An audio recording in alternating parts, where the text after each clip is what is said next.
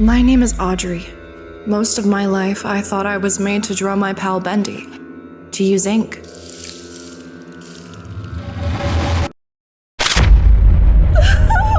What is wrong with me?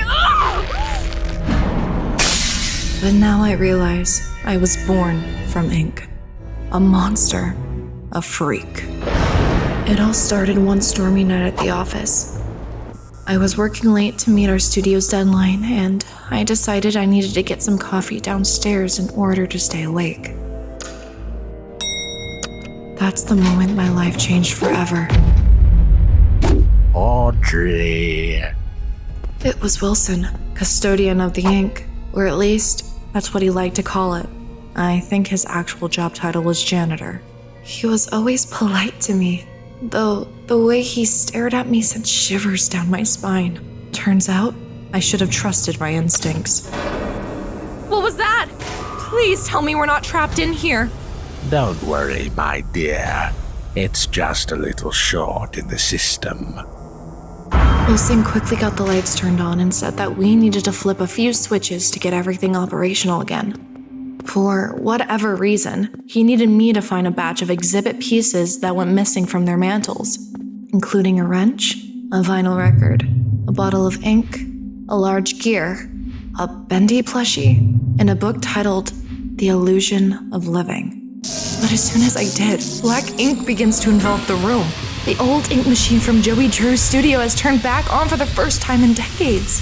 Wilson! Wilson, help! Oh, my dear Audrey. There is much still you need to understand. Find me once you're inside, and I will show you your purpose.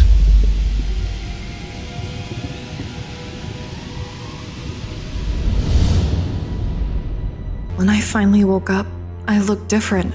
My hands and body were covered in ink, and I was inside of some new place devoid of the colors of reality. It was a strange place.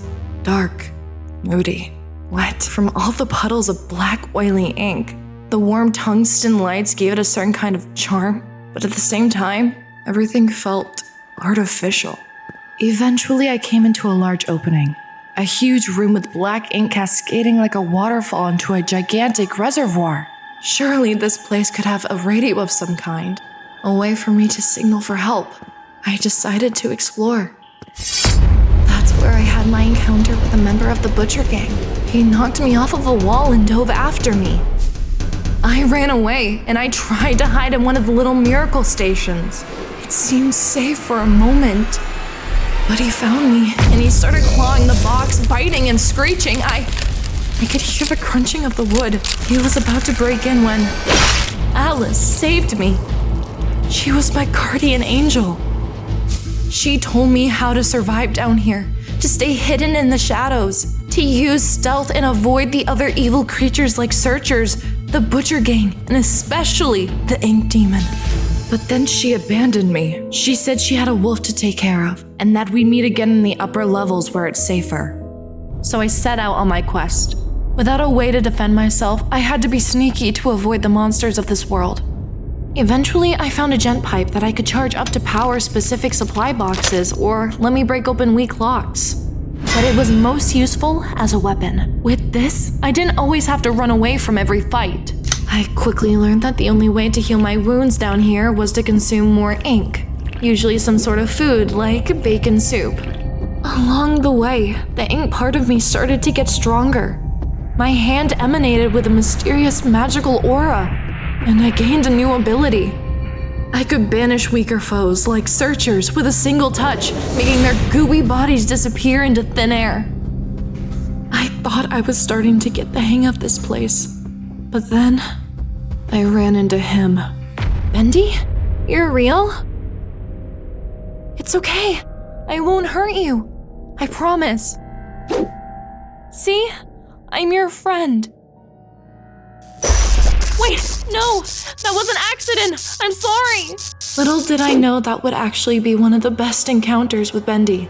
You see, Bendy has at least two distinct forms.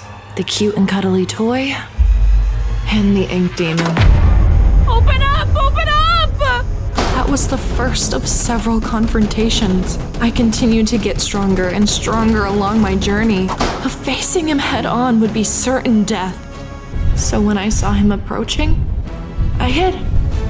He never lingered for long. Dark puddles awaken. A voice, a soul.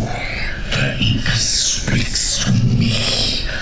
It whispers your secrets. After that was a series of puzzles and confusing passages. Every step of the way presented a problem for me to overcome or an enemy to defeat. Are you stuck? Well, yes. And I'm afraid that means, well, you're stuck too. Perhaps you could get me unstuck? But not everyone down here was evil. I met some interesting characters, like Porter. As a token of his gratitude, Porter granted me the power of flow, which let me teleport small distances. It helped me leap over several pits that otherwise would have been impossible to cross. I was finally starting to get the hang of this place. But I didn't want to belong in this realm. I wanted to escape, to get home. The ink inside me was slowly taking over my mind. I was beginning to forget what being a human with flesh and bones felt like. Then I crashed. When I woke up, disgusting ink spiders surrounded me. I clutched my gen pipe and prepared for battle. That's when their queen showed up. It crawled out of the depths to attack me alongside its minions. The fight seemed endless. Hordes of widows lunging at me left and right. New ones constantly hatching from their eggs. I mustered up all my strength and focused on the queen. My charged gen pipe sent electric shocks through its body and it was fried alive. The others quickly fled after that. I was alive. For now. But I was beaten down. I couldn't go on like this forever. I needed answers. And it seemed like at every turn, I was presented with more questions. I believe there's something special in all of us. Especially you, Audrey. This man was the memory of Joey Drew, a ghost-like fragment from the past. He told me that everything I was experiencing was part of a time loop, an ink-stained nightmare forever stuck on repeat. It was designed to torment Henry Stein, Joey Drew's old business partner, who he blamed for the failure of his studio. Others got added to the loop later, like Allison Pendle, the love of his life. She saw something good in Joey when no one else could, even himself.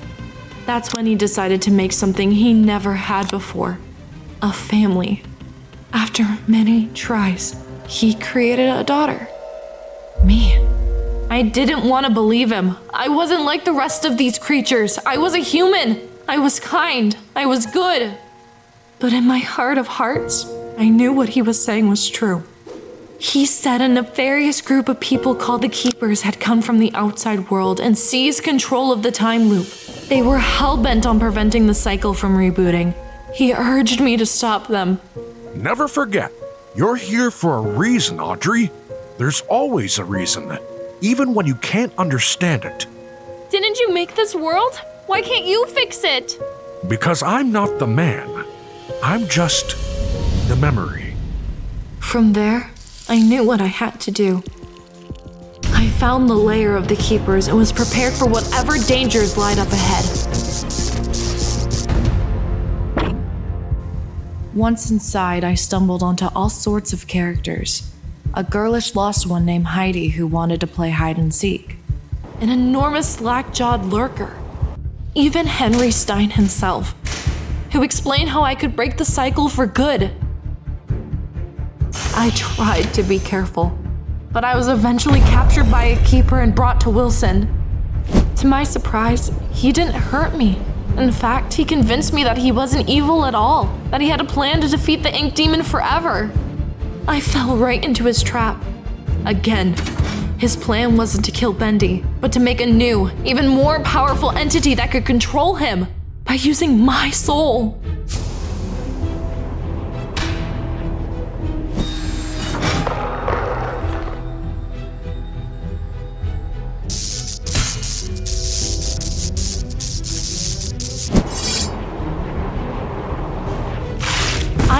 battled the beast with every ounce of strength I had.